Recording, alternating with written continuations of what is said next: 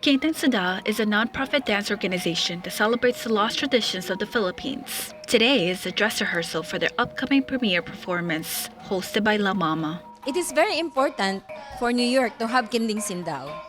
Bringing this indigenous royal tradition to the world, particularly in New York, it is asserting the history and the living tradition of the Filipinos that is lost during for 400 years during the Spanish colonization. Their dances originated from the southern Philippines, the only area that was able to fight Spanish colonization, which is why this organization seeks to preserve the traditions. Kinding Sindaw for me is sort of like a place where I can find a community of people who are working towards something that's really, really important to them, and that's sort of just bringing awareness to the plight and struggles of indigenous peoples in the southern Philippines. Similar to the struggles of Filipinos living in New York City, Diane Camino, born in Davao, expressed the serious identity issues she faced while growing up in the Bronx and not understanding her culture. But she accredits the help of Kinding Sindaw for introducing her to her cultural history. This gives us the tools we need to face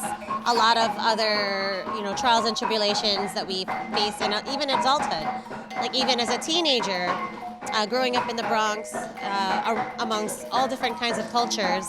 From March 12th to the 15th, Kinding Sindaw invites you to join them at the Ellen Stewart Theater to see the performance. Tickets can be purchased online at laomama.org.